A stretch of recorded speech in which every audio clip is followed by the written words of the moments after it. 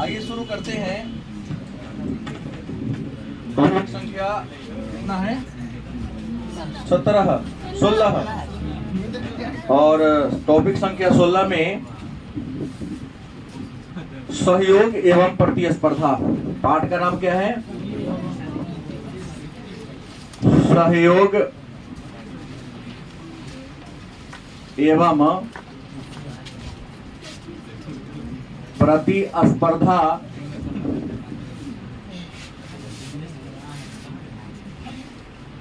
समूह एवं समूह की प्रकृति। ये टॉपिक था हम लोगों का।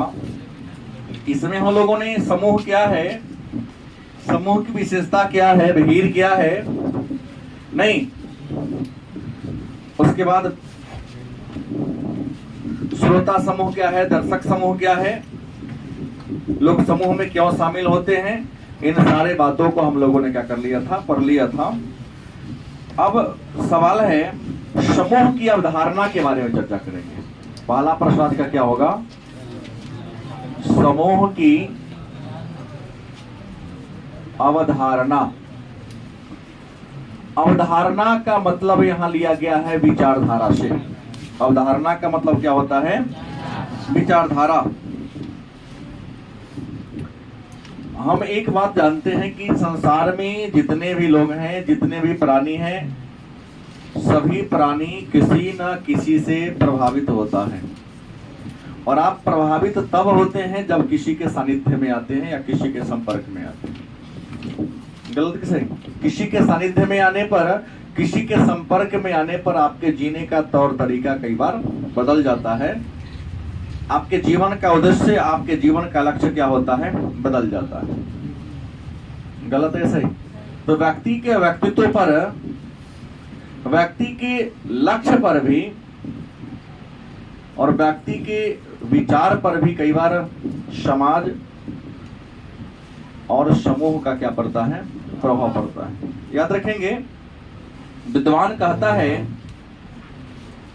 कि समूह से इंसान बहुत अच्छा भी बन जाता है और समूह में प्रवेश कर कर, ग्रुप में शामिल होकर इंसान अपने आप के खो भी देता है, अपनी पहचान को भी क्या कर देता है, खो देता है। समूह इंसान को पहचान भी दिलाती है और समूह इंसान के पहचान को क्या कर देती है, गौण भी कर देती है। समूह में जुड़कर इंसान अपने जीवन के बड़े से बड़े लक्ष्य को भी बड़ी आसानी से प्राप्त कर लेता है और कई बार समूह में शामिल होकर इंसान अपने जीवन के लक्ष्य से क्या होता है, भटक जाता है। तो समूह की अवधारणा, मनुष्य एक सामाजिक प्राणी है और सामाजिक प्राणी होने के नाते समाज में रहना उसकी नियति है। और एक बात हम सभी जानते हैं कि जैसे अकेला चना भार नहीं फोड़ता, वैसे ही अकेला इंसान किसी कार्य को संपूर्ण नहीं कर सकता है। करेगा लेकिन थोड़ा सा कुछ ना कुछ उसमें क्या रह जाएगी, कमी रह जाएगी। तो इंसान अपने कार्यों को सुगमता पूर्वक संचालित करने के लिए, कार्य में किसी प्रकार की त्रुटि ना हो, क्या होता है, समूह में शामिल होता है। क्योंकि अकेला इंसान हमेशा कमजोर होता है, लेकिन समूह में रहकर वो बहुत ज्यादा मजबूत हो जाता है। जैसे उदाहरण लिया जाए, एक डंडा है, इसको बड़ी आसानी से तोड़ा जा सकता है, 2 डंडा को तोड़ा जा सकता है, लेकिन 10 को डंडा को बांध दिया जाए और तब किसी को तोड़ने के लिए कहा जाए, टूटना संभव नहीं है। ऐसे भी कहा गया है, संघे शक्ति, संघ में ही शक्ति। तो इंसान अपनी प्रतिष्ठा के लिए, अपने मान सम्मान के लिए, अपनी सुरक्षा के लिए, अपने जीवन के लक्ष्य को प्राप्त करने के लिए समूह बनाता है या किसी समूह में क्या होता है, शामिल होता है। तो समूह की अवधारणा, मनुष्य एक सामाजिक प्राणी है, अपने जीवन के सारे लक्ष्यों को पूरा करने के लिए कहां शामिल होता है, समूह में शामिल होता है। अब है समूह के विकास, समूह के विकास के चरण की बात करते हैं। एक विद्वान है टकमैन, क्या नाम है, टकमैन नामक विद्वान ने समूह के विकास के कितने चरण बताए हैं? टकमैन नामक मनोवैज्ञानिक ने समूह के विकास के कितने चरण बताए हैं? 5 चरण बताए हैं। समूह के निर्माण के कितने चरण बताए हैं? 5। पहला जो चरण है उसका नाम है निर्माण। क्या नाम है? निर्माण। इसको हम आकृतिकरण भी कहते हैं। आकृति मतलब टकमैन के अनुसार समूह के विकास के पहला चरण कौन है? निर्माण या आकृतिकरण। दूसरा जो है विप्लवन, इसको हम या झंझावत भी कर सकते हैं। झंझावत, ये झंझावत भी कर सकते। तीसरा प्रतिमान या मानक। चौथा जो है प्रतिमान या मानक निर्माण। चौथा है निष्पादन और 5वां है समापन। वस्तुनिष्ठ में एक प्रश्न आ सकता है कि टकमैन के अनुसार समूह के विकास के कौन सा चरण नहीं है? तो आपको याद रखना है कि टकमैन के अनुसार समूह के विकास के कितने चरण हैं? 5। पहला निर्माण या आकृतिकरण, दूसरा विप्लवन या झंझावत, तीसरा प्रतिमान या मानक, चौथा क्या है? निष्पादन, 5वां क्या है? ठीक, 2 अंक का प्रश्न मिल जाएगा। टकमैन के अनुसार समूह के विकास के प्रमुख चरणों का नाम लिखिए। टकमैन के अनुसार समूह के विकास के प्रमुख चरणों का नाम लिखें। आपका उत्तर क्या होगा कि टकमैन के अनुसार समूह के विकास के 5 चरण हैं जो इस प्रकार हैं। नंबर 1 में निर्माण या आकृतिकरण, दूसरा विप्लवन या झंझावत, तीसरा प्रतिमान या मानक, चौथा निष्पादन, 5वां क्या है? इसको 5 अंक में प्रश्न करेगा तो कैसे करेंगे? पूछा गया प्रश्न 5 नंबर में है कि टकमैन के अनुसार समूह के विकास के विभिन्न अवस्थाओं पर प्रकाश डालें। तो टकमैन ने समूह के विकास के 5 चरण बताए हैं, जिसमें पहला है निर्माण या आकृतिकरण। अब निर्माण या आकृतिकरण में क्या होता है? तो जब लोग पहली बार मिलते हैं, जब लोग क्या होते हैं? पहली बार मिलते हैं, तो किसी लक्ष्य को पूरा करने के लिए विचारधारा रखते हैं कि समाज में ये प्रॉब्लम है, कॉलेज में ये समस्या है, कोचिंग में ये समस्या है, आसपास में बहुत सारी समस्या होती है। आप किसी न किसी सोसाइटी के, किसी न किसी कॉलोनी के, किसी न किसी विद्यालय के एक अंग हैं, तो वहां मिलने के बाद 2-4 लोगों से मिलते हैं और समस्या पर परिचर्चा करते हैं। समस्या पर परिचर्चा होगी तो आकृति बनेगी। पहले 1 आदमी था, 2 आदमी, आकृति बना ना कि समान विचारधारा वाला लोग क्या हुए? मिले। सबकी इच्छा है कि साफ सफाई होनी चाहिए। तो आज वार्ता होगी, कल वार्ता होगी, परसों वार्ता होगी, 2-4 दिन लगातार वार्ता होगी, तो क्या बन जाएगा? ग्रुप बन जाएगा। बनेगा ना? एक ग्रुप नहीं बनता है। पहले 2-4 दिन मिलेंगे, बातचीत होगी, सबका विचारधारा मिलेगा, लक्ष्य मिलेगा, लक्ष्य मिलेगा, तब समूह बनता है। नहीं, चोरी करने वाला ग्रुप बना तो सब चोर वाला ग्रुप बनेगा तब ना। सबका विचारधारा चोरी वाला होगा तब ना। घोटालेबाज होगा तो सब घोटाला के विचार में रहेगा तब ना। क्या पुजारी का ही राजनीतिक से मिल सकता है? नहीं, पुजारी वाला तो पूजा करने वाला होगा। संत का कभी चोर से विचारधारा नहीं मिलेगा। संत की दोस्ती संत से, चोर की दोस्ती चोर से, नेता की दोस्ती नेता से, मतलब समान विचारधारा होगी तब निर्माण या आकृति। हाँ, पागल का पागलों से होगा। पागल का कोई ग्रुप में नहीं होता है। उसका विप्लवन या झंझावात। जब समूह बनेगा ना, दूसरा काम क्या होगा? विप्लवन, मतलब काफी हल्ला गुल्ला होगा काम करने के तौर तरीका को लेकर। जैसे छोटा सा सरस्वती पूजा करते हैं, 15 दिन के लिए ग्रुप बनाते हैं। ग्रुप बन गया तब खूब शाम में 2-4 दिन झगड़ा उगड़ा होगा। वो कहेगा इससे काम होगा, अरे मूर्ति फलाना जगह बजाना है, नहीं ना उस समय उससे बनाएंगे, इतना काम बजा होगा, नहीं इतना पैसा कहाँ से? खूब हल्ला, विप्लव, झंझावात होता। सदस्यों के बीच क्या होता है? काम करने के तौर तरीका को लेकर भी बात होता है। इस बात को क्या कहते हैं? विप्लवन या झंझावात। शांति के ना होगा भाई। तो जैसे कि यहाँ क्या है, जब मैं नहीं था तब लोग यत्र तत्र बट के वार्तालाप कर रहे थे, जैसे मैं आया आप आके क्लास में क्या हो गए? एक प्रतिमान बनेगा। भाई देखो, काम करने के लिए एक अगड़िया चुनना होगा, मीटिंग बुलाया जाएगा, एक समिति का अध्यक्ष चुनेंगे, एक उपाध्यक्ष होगा, एक सचिव होगा, एक कोषाध्यक्ष होगा, अध्यक्ष तय करेगा कौन क्या काम करेगा सब। तो यह प्रतिमान मानक बन जाता है और उसी के गाइडलाइन में रहकर आप लोग क्या करते हो, चाहे हम भी किसी ग्रुप का मेंबर वहां क्या करते हैं, काम करते हैं। और काम करने वाला क्या होता है, निष्पादन, मतलब जो काम करना होता है ग्रुप मिलकर पूजा खत्म हो गया, गलत कि सही, कैसे खत्म होगा था ग्रुप में, बोर्ड मूर्ति को फंसा दिए, बोर्ड के मोर पर रख दे पेटी में, अगला साल फिर बोर्ड निकलता ही, हाँ पोछ पास के रखा है। तो समूह के निर्माण के कितने चरण हैं, विकास के कितने चरण हैं, तो ये हो गया। दूसरा महत्वपूर्ण प्रश्न होगा कि ये जो समूह है,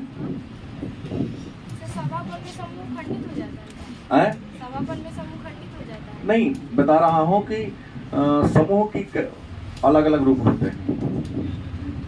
काम खत्म होने के बाद समूह का महत्व, जैसे संविधान बन गया तो संविधान सभा रहा नहीं, उसको भंग कर दिया गया। जैसे गांधी ने कहा कि देश को आजाद कराने के लिए, हालांकि कांग्रेस की स्थापना अंग्रेजों ने सेफ्टी वाल्व के रूप में किया था, सुरक्षा कवच के रूप में। अंग्रेजों की बड़ी भारी चाल थी, षड्यंत्र के तहत भारतीय राष्ट्रीय कांग्रेस की स्थापना की। गांधी ने आजादी से पहले कहा था कि जो संस्था जिस काम के लिए बना है उस संस्था को भंग कर दिया जाए, नहीं तो बाद में बड़ा भारी का बेकार हो जाएगा। गांधी ने कहा था कांग्रेस को भंग कर देना चाहिए, क्योंकि कांग्रेस की स्थापना देश की आजादी के लिए हुई थी, न कि देश में राजनीति करने के लिए। और कांग्रेस रहेगा तो देश को बर्बाद करेगा। गांधी का स्टेटमेंट है, भले लोग नहीं पढ़ते अलग बात है, 4 लाइनें उन्होंने जान लिया, लगता है कि बहुत बड़ा राजनीतिज्ञ हम हो गए। जो संस्था जिस काम के लिए बनी हो, कार्य की सिद्धि हो जाने के बाद संस्था को भंग कर देना ज्यादा श्रेयकर है, काम बढ़िया से चलेगा। गलत कि सही? अब सरस्वती पूजा का अध्यक्ष तो पूजे बनना अध्यक्ष है, जिन साल भर का अध्यक्ष थोड़ी ना होगा वो, मानोगे? नहीं मानेंगे। तो तत्कालिक काम के लिए बनता है। अब देश में एक संस्था है, उच्च स्तर की राजनीतिक संस्था, तो देश को तो बंद किया जाएगा, कुछ संस्था की बात हो रही है। अब ये है समूह के निर्माण के कितने चरण हैं। तो दूसरा प्रश्न होगा समूह संरचना के घटक। समूह संरचना के घटक। अब कहेंगे कि सर ये समूह संरचना के घटक कौन कौन होते हैं, तो समूह के संरचना के 4 घटक हैं। कितने घटक हैं? पहला क्या है? भूमिका। पहला क्या होगा? याद रखेंगे, समूह में जितने भी मेंबर होते हैं सभी मेंबर की अलग अलग भूमिका होती है कि नहीं होती है? समूह में जितने लोग हैं सबके अलग अलग, उसके पद के अनुसार उसकी पहचान होती है और पद के अनुसार उसकी क्या होती है? कार्य होती है, और पद के अनुसार उसकी हैसियत भी होती है। तो समूह की क्या होती है? अपनी एक भूमिका होती है। दूसरा, भूमिका के अनुसार क्या होता है? हैसियत भी होता है। गलत कि सही? हैसियत या सम्मान। अब मन में बात यह है कि समूह में आप एक मेंबर हैं, सोचेंगे जितना अध्यक्ष का वैल्यू है मेरा उतना वैल्यू है, चलेगा? आप जिस समूह से आए हैं वह प्राथमिक समूह है। आप किसी न किसी परिवार से आए हैं, परिवार भी एक समूह है, लेकिन वह प्राथमिक समूह है। बताऊंगा प्राथमिक समूह क्या होगा। कोहली नामक विद्वान ने कहा था समूह 2 प्रकार का होता है, एक प्राथमिक समूह, दूसरा द्वितीय क्या गौण समूह है। तृतीय क्या होगा? समूह 2 प्रकार का होवे करता है रियल में। हाँ, उसको वर्गीकरण अलग तरीका से कर दो, वो अलग बात होती है, लेकिन रियल में समूह 2 प्रकार का होता है, प्राथमिक और। तो आप परिवार से आए हो, परिवार प्राथमिक समूह के उदाहरण है। अब सोचिए कि पिताजी की जैसी हैसियत है, हम बच्चे हमारी हैसियत वही हो तो घर चलेगा? ज्यादा साधु से मठ खराब हो जाता है। तो घर में ज्यादा अगर गार्जियन होगा तो घर करवाना जाएगा। घर में डिसीजन लेने का पावर एक आदमी के हाथ में, चलेगा बहुत दिनों तक। गठबंधन की सरकार कमजोर क्यों होती है? रीजन नहीं है कि वहां निर्णय लेने वाले अनेक लोग हो जाते हैं, टांग अड़ाने वाले अनेक होते हैं। अभी व्यवस्था काहे चल रहा है? जो टांग अड़ाएगा हटा जाएगा, साइड हो जाएगा, कि उस सरकार स्वयं मजबूत है। और सरकार ऐसी ही होनी चाहिए। ऐसा विपक्षी हो, सरकार का लोकतंत्र में विरोध होना जायज है, लेकिन सरकार इतना कमजोर ना हो कि विरोधियों के ऊपर क्या हो जाए, चढ़ जाए। और विरोधी चढ़ेगा ताकि विरोधी कभी नहीं चाहे कोई के देश के विकास का काम हो, क्योंकि विकास का काम होगा तो अगर पार्टी का नाम आगे बढ़ेगा तब जाएगा ना। विरोधी इसलिए विरोध करता है, चाहता है काम ना हो। ये खासियत है भारतीय लोकतंत्र की। अमेरिकन लोकतंत्र की खासियत नहीं है, वहां तो विरोधी पार्टी के भी अच्छा नेता को मंत्री बना दिया जाता है। नहीं, अध्यक्षीय शासन प्रणाली है। भारत में गणतंत्रीय लोकतंत्र है, हैसियत और सम्मान होते हैं। तीसरा है प्रतिमान या मानक। तीसरा क्या है? प्रतिमान या मानक। याद रखिए, समूह में जितने लोग हैं सबका एक प्रतिमान होता है। नाम से आते हैं तो अध्यक्ष जी आ गए, अरे सचिव महोदय आ गए, कोषाध्यक्ष महोदय आ गए, उनको देखने के बाद भी के कुछ नहीं करेगा, लेकिन सभा में जब तक रहेगा उसके प्रति लोग सम्मान व्यक्त करता है। चौथा है संसक्तता। चौथा क्या है? ठीक है, संसक्तता। मतलब संसक्तता का मतलब होता है कि समूह के सदस्यों के बीच एक प्रकार की इच्छा, एक प्रकार का लगाव हो। समूह के सदस्यों के बीच क्या होगा? लगाव होगा। लगाव होगा तभी समूह का अपने लक्ष्य को पूरा कर पाएगा। लगाव नहीं होगा तो समूह अपने लक्ष्य को पूरा नहीं कर पाएगा। तो समूह के विकास के कितने चरण और समूह संरचना के कितने घटक हैं? एक प्रश्न आता है, समूह चिंतन क्या है? समूह चिंतन क्या है? समूह चिंतन क्या है, या समूह चिंतन से आप क्या समझते हैं?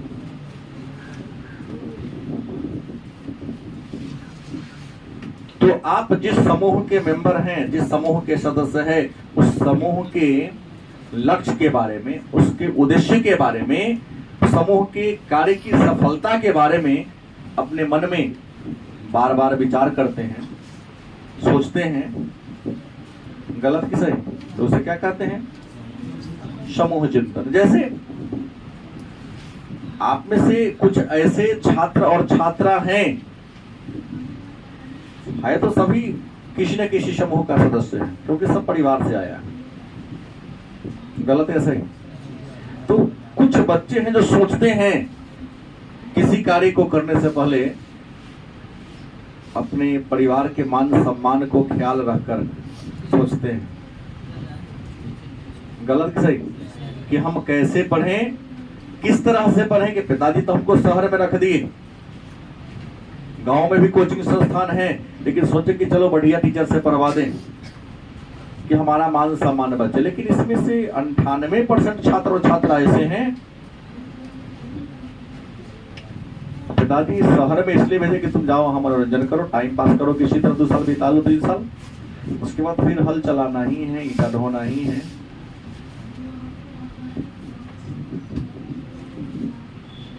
कल की कहानी है, जैसे छत के ऊपर बाउंड्री गिरा तो हम दोपहर में गए तो छत के ऊपर खड़ा थोड़ा सा हुए, एक बच्चा को मैं देखा, हालांकि हमको देखा था गाड़ी तेज निकाला, हम बहुत डांटे हुए हैं उसको। हालांकि क्या देखें तो बुलाएंगे, काम करना खराबी थोड़ी ना, लेबर के रूप में काम कर रहा है। और 2 साल पहले उसको बनाया, जस्ट इससे पहले सत्र में हमको देखा, बहुत तक घर में घुसा, घर में सीमेंट निकला, मैं देख रहा हूँ। हम तो एक बार में क्या बोल रहे हैं, बुढ़ापा तक चिन्ह लोगा तू हमसे पढ़ा है कि नहीं पढ़ा है। काम करने में शर्म नहीं है, लेकिन हमने जिस दिन तुमको कहा पढ़ाई बढ़िया से करो, नहीं तो लेबर के रूप में ईटा तुमको ढोना ही पड़ेगा। आज अगर 6 घंटा नहीं पढ़ोगे, 14 घंटा गधा की तरह काम करना पड़ेगा आपको। गलत सही? आज अकेला के लिए एक रोटी खा के बना के पढ़ने में सक्षम नहीं तो जिंदगी भर या तो किसी हलवाई के पीछे कमाना पड़ेगा, न तो कुछ न कुछ करना पड़ेगा आपको। फिर कहेंगे क्या सबको नौकरी लग जाएगी क्या? तो नौकरी लेकर नौकर बनना होता है। जाओ दक्षिण भारत में सभी लोग नौकरी करना पसंद नहीं करते हैं। नौकरी करेंगे तो किसी का नौकर कहलाएंगे, अपना बिजनेस करेंगे, मालिक बन के रहेंगे। ना बुझे बात, गलती नहीं बोल रहा हूँ। हमने छोटा क्यों ज्वाइन नहीं किया, एक पीछे रीजन जानता, सब जानता है कि मैं किसी के दबाव में नहीं रहूंगा, उससे बढ़िया रुको जी बनाऊंगा, मैं स्वतंत्र हूँ। हाँ, लेकिन शिक्षक बनने की इच्छा तो है, या किसी के दबाव में नहीं। टीचर वही डर रहा है जो ईमानदार नहीं है। के पाठक और किसके मन में, जो ईमानदार नहीं है, और जो शुद्ध ईमानदार है उसको किसी से डर। भाई हम पैसा लेते तो हमको आने जाने में क्या दिक्कत है। वहां पर टीचर ऐसा है, कुछ ही पद के लास्ट में साहब लगता है ना, पीएम साहेब, डीएम साहेब, सीएम साहेब, मास्टर साहेब, ये साहब वाली नौकरी है भाई। आप जहां रहोगे साहब की तरह बन के रहोगे। प्यास लगे वो रहते क्या पानी पिलाते, सर दरोगा जी की हिम्मत है कहते पानी पिलाओ, कह पिलाएंगे जी, पिला देगा? नहीं पिलाएगा। आम उनके स्टाफ होगा, सो पिलाएगा, दूसरा ना पिलाएगा। तो ये सब मर्यादा वाला पद है, बात नहीं समझे? हाँ तो ड्राइवर कहेगा क्या नहीं कहते, साहब तो जो ना सम्मान देने के लिए सबको सम्मान मिलना ही चाहिए। तो समूह चिंतन क्या है, तो अपने बारे में देख लो। जीवन में आगे बढ़ने के लिए तुम सब किसी न किसी समूह का मेंबर हो, लेकिन काम करने से पहले खानदान के मान सम्मान को, बाप के मान सम्मान को ताका पर रख देते हैं। अपने मन को खुश करने वाला ही काम करते हैं, क्योंकि लगता है 2 घंटा हंस बतिया ले भाई बढ़िया से, 1 घंटा क्लास में जितना गपशप कर लिए, लगता है जीवन का यही पूरा लक्ष्य हो गया। तो काम करने से पहले समूह के लक्ष्य के बारे में, समूह के उद्देश्य के बारे में सोचना, तर्क करना, चिंतन करना क्या कहलाता है? क्या कहलाता है? समूह चिंतन कहलाता है। गलत कि सही? तो समूह चिंतन जान लिए, तो आइए मन में प्रश्न आइए गया कि समूह के प्रकार, समूह के प्रकार की बात करते हैं कि समूह के प्रकार कितने हैं। अगर रियल में कहिएगा, एक विद्वान है कूले, उनका नाम है, क्या नाम है? कूले। कूले नामक विद्वान ने कहा कि रियल में समूह के, वास्तव में समूह के कितने प्रकार हैं? 2 प्रकार हैं। पहला है प्राथमिक समूह, और नंबर दूसरा द्वितीयक समूह। मन में होगा कि सर ये प्राथमिक समूह क्या है, प्राथमिक समूह क्या है, या प्राथमिक समूह कहते किसे? बड़ी आसान उत्तर होगा। सुधा खड़ी हो, हमसे तुम्हारा कैसा रिश्ता है? कौन का रिश्ता है? तुम्हारे पापा से है, दादा से है, ठीक है। हमसे खून का रिश्ता इसका नहीं है, लेकिन बहुत भारी रिश्ता है। नहीं, शिक्षक और छात्र का रिश्ता एक सम्मानित रिश्ता है, बहुत ही स्वच्छ निर्मल रिश्ता है मेरे नजरिए से के अनुसार।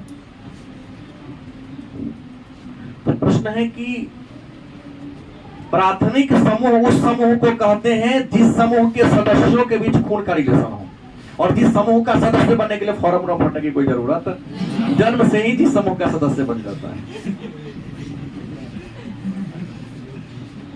गलत कि सही?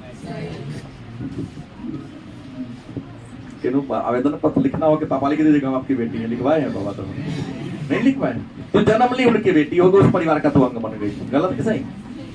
तो प्राथमिक समूह समूह को कहते हैं जिनमें सदस्यों के बीच आमने सामने का रिलेशन हो, खून का रिलेशन और रक्त का संबंध हो, और जिसका सदस्य बनने के लिए किसी आवेदन पत्र, प्रमाण पत्र की जरूरत, उसे क्या कहेंगे? एक बात है, प्राथमिक समूह का सबसे बढ़िया उदाहरण क्या है? परिवार। क्योंकि परिवार का सदस्य बनने के लिए किसी आवेदन पत्र की, किसी प्रमाण पत्र की जरूरत। अच्छा, जाति भी एक समूह है, जाति भी प्राथमिक समूह के उदाहरण है। अच्छा, बचपन के खेल वाला ग्रुप, अब आप नहीं समझे, आपके ऊपर की बात होगी। तुम्हारा व्यक्तिगत जाति तो नहीं खोजा, सीधे मैंने जाति कहा। बचपन के खेल के साथी, खेल का समूह, हो सकता है उस खेल के समूह में आपके भाई रहा हो, बहन रही हो, चचेरा भाई बहन रहा हो। तो बचपन वाला जो खेल का ग्रुप होता है वो अभी प्राथमिक समूह का क्या है, उदाहरण। अद्वितीय समूह, उस समूह को कहते हैं जहां खून का रिश्ता, विचारों के मिलने के बाद जिस समूह में हम सदस्य बनते हैं उसको क्या कहते हैं, द्वितीयक समूह कहलाता है। गलत कि सही? तो द्वितीयक समूह में बहुत सारा आ जाएगा। नहीं, कोई राजनीतिक पार्टी भी आ सकता है, धार्मिक ग्रुप भी हो सकता है, मतलब वह समूह जिसमें विद्यालय भी हो सकता है, विश्वविद्यालय भी हो सकता है, हाँ कोचिंग भी हो सकता है, क्योंकि यहाँ एक लक्ष्य को पूरा करने के लिए लक्ष्य पूरा होगा इससे आप निकल जाइएगा। शिक्षण संस्थान भी हो सकता है। यहाँ खून का रिश्ता नहीं है, विचार मिला तब आप मेरे यहाँ है, नहीं विचार मिला बहुत छोड़ दिया हमको, पैसा देके डांट क्यों सुने भाई। आधा लेकर तो ये सोचता है सर जी तो फंसाते ही नहीं है क्लास, मैंने कुछ नरम गरम बात तो नहीं होती है, करना चाहिए। तो आपके पापा जी आपके सामने करते होंगे तो हमको करने में कोई आपत्ति नहीं। गलत कि सही? कितना सुंदर रिश्ता दे दिया कि आप हमारे गुरु हैं, हम आपके शिष्य हैं। तो रिश्ता को ध्यान रखे ना, शब्द बोलेंगे। और मुझ भी यूजर होते जा रहा है, दारू सब पक गया, देखिए रेवाड़ी में बना तो पता चल ही रहता होगा। मुझ निकलने वाले गुरुजी थोड़ी ना, दायरे में रहकर हर कार्य होता है। और आजकल के विद्यार्थी भी है कि दायरा से बाहर तोड़ दो। तो किसका कितना सम्मान है हम भी जानते हैं और आप भी खूब जानते हैं। क्लास के निकलने गेटे बगड़िया शुरू कर देता है।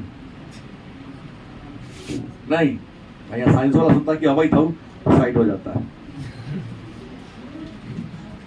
तो जानता है पहले से, नया को कौन जानता है, नया कौन कहना है। हमने कहा द्वितीयक समूह जहां खून का रिश्ता, आपको समूह इसलिए मिलता है कि खास लक्ष्य को पूरा आपको करना है। आप मेरे द्वितीयक समूह में हैं, क्यों है? 12वीं में अच्छा अंक से पास करने के लिए। पास कर गए, आप हमारे समूह से हट गए। हालांकि हम हटने का परमिशन नहीं देते, क्योंकि हमारे यहाँ BA तक लोग आते हैं, पढ़ने आए चाहे देखिए टिक आउट कराने आते ही हैं। जीवन में किसी मोड़ पर समस्या फंसती है तो एक अच्छे सलाहकार के रूप में हमको मानते हैं और यहाँ परामर्श लेने कि सर अब यहाँ से क्या करो, तो कुछ बुझाइए नहीं रहा है क्या जी। तो आप आते हैं, तो इसलिए मैं विदा नहीं करता हूँ। है तुम्हारा घर है, जब मन होगा तब आना, ऐसा होता है मेरे साथ। तो समूह दो प्रकार का होता है, प्राथमिक और द्वितीयक समूह के गौर नाम है, इसको हम गौण समूह भी कहते हैं। गलत सही? द्वितीयक समूह को हम गौण समूह भी। लेकिन इसके अलावे भी समूह का है, एक धार्मिक समूह हो सकता है, राजनीतिक समूह हो सकता है, क्या जी, जातीय समूह हो सकता है, व्यापारिक समूह हो सकता है। याद रखेंगे, पूछता है प्रश्न, इसमें कौन व्यापारिक समूह का उदाहरण है? ये तो रियल में समूह हेतु को है, लेकिन जो धर्म के विकास के लिए काम करता हो, जैसे हम बजरंग दल का नाम ले सकते हैं। गलत सही? ऐसे ही मुसलमानों में भी होगा, सिखों में भी होगा अकाली दल। जो धर्म से जुड़ा हुआ ग्रुप है उसको हम धार्मिक समूह कहेंगे। जो राजनीति करता हो, जैसे कांग्रेस पार्टी, भारतीय जनता पार्टी, राष्ट्रीय बहुजन समाजवादी पार्टी, भारतीय कम्युनिस्ट पार्टी, मार्क्सवादी कम्युनिस्ट पार्टी, आम आदमी पार्टी, नेशनल पीपुल्स पार्टी, बहुत सारे हैं। अरे भारत में तो पार्टी है, पार्टी है। यहाँ तो हस्बैंड वाइफ मिलकर पार्टी बना लेते हैं, तो उसको क्या कहोगे आप? पूछ देंगे ना प्रोफेसर में, इसमें कौन राजनीतिक पार्टी का उदाहरण है? तो परिभाषा देंगे ना, सब पार्टी के नाम थोड़ी लिखेंगे। लिखाते समय भारत में 1500 पार्टी है, तो गोपी लिखो 1500 पार्टी के नाम। बिहारों को लिखा तो गड़बड़ आ जाएगा। ये आपको समझना है कि राजनीतिक दल है कि नहीं, क्या जी। जातीय पार्टी देख रहे हो, तेली महासंघ, यादव विचार मंच, तो ब्राह्मण क्या बोलते हैं उसको, सभा नहीं, कलवार महासंघ, तो एक तो आगे सन ऑफ मल्लाह, क्या नाम है, मुकेश सहनी। माने जाति के नाम पर भी भारत में, बिहार में खास करके ग्रुप बनना शुरू होगा। सब जातियों का अपना अपना सम्मेलन होता है साल में एक बार। हुंकार रैली कर देता है तो कोनो रैली कर देता है कि हमारे जाति की संख्या इतनी, ये नहीं दिया, वो नहीं दिया। तो प्रश्न है कि जाति के नाम पर जो ग्रुप बनेगा उसे क्या कहेंगे? व्यापार के नाम पर समूह बनता है, जैसे कपड़ा विक्रेता संघ, दवा विक्रेता संघ, ठेला वाला संघ, रिक्शा वाला संघ, ये व्यवसायिक समूह के उदाहरण है। आपको यहाँ तय करना पड़ेगा प्रश्न पूछ क्या रहा है। यहाँ से प्रश्न आता है इसमें कौन धार्मिक समूह है, कौन राजनीतिक समूह है, कौन जातीय समूह है। अब और जाति का नाम नहीं कहूंगा। भारत में जाति का कोडिंग हुआ था, मतलब 150-200 से ऊपर जाति पहुंच गया था। हम 5-10 को तो हम ही जानवे करते हैं कि जनगणना वाला रिपोर्ट में जाना, ये तो यो जाति हुई थी जिसका नाम कभी, लेकिन सरकार को तो सबका रिकॉर्ड रखना होता है।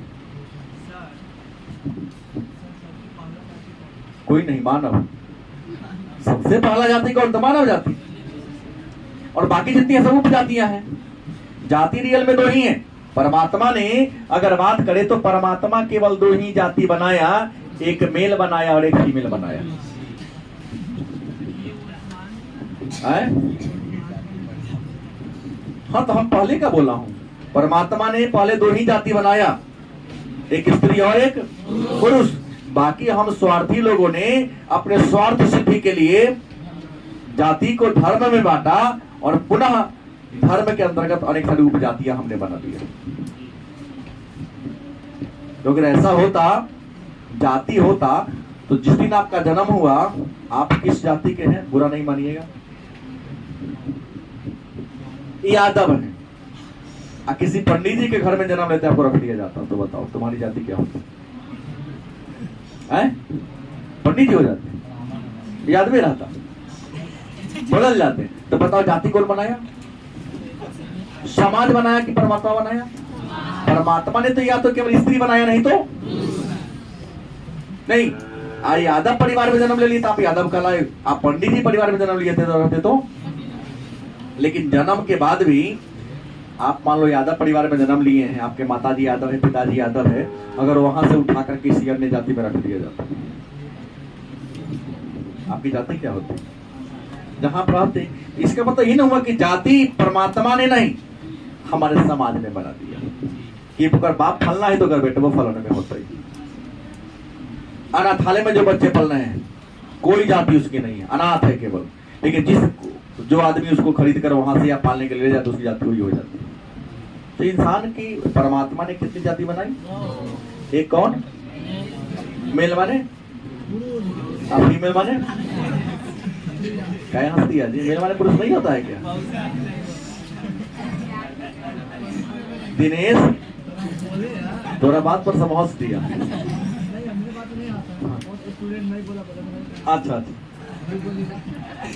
अब देखो और भी समूह है। एक और आता है औपचारिक समूह। क्या है? दूसरा क्या है? अनौपचारिक समूह।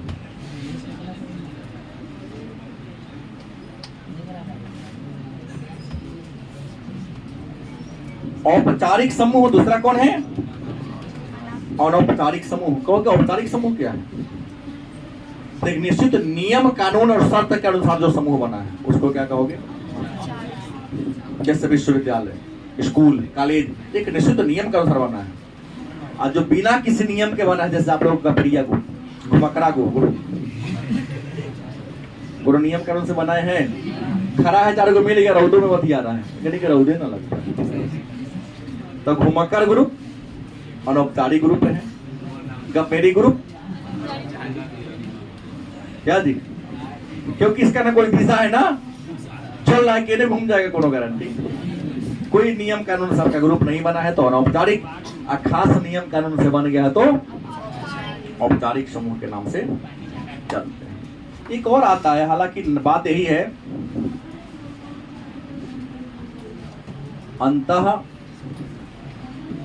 समूह और दूसरा बाह्य। अभी बात बहुत बड़ी नहीं है। अंतः समूह मतलब प्राथमिक समूह और बाह्य समूह मतलब दोनों सेम है, दोनों में कोई डिफरेंस नहीं है। अब व्यक्ति के व्यक्तित्व पर समूह का क्या प्रभाव पड़ता है, तो व्यक्ति के व्यक्तित्व पर हम पहले चर्चा कर, समूह का बड़ा ही महत्वपूर्ण प्रभाव पड़ता है, क्योंकि मनुष्य एक सामाजिक प्राणी है और सामाजिक प्राणी होने के नाते मनुष्य चाहता है कि हमारा एक समूह हो, क्योंकि समाज भी एक प्रकार का समूह, देश एक उच्च राजनीतिक समूह का उदाहरण है। देश जो है, राष्ट्र जो है, उच्च राजनीतिक समूह के उदाहरण है। तो किसी न किसी समूह के सदस्य बनना चाहता है, लेकिन अगर समूह अच्छा अगर मिल गया तो जीवन के लक्ष्य को पूरा कर लेंगे, समूह अच्छा ना मिला तो जहां है उससे पीछे क्या हो जाएंगे। तो व्यक्ति के जीवन में समूह का बड़ा महत्वपूर्ण स्थान है, क्योंकि समूह इंसान को अर्श से अर्श तक पहुंचा देता है, तो कई बार अर्श से अर्श के नीचे भी पहुंचा देता है। हाँ, धरतियों से नीचे।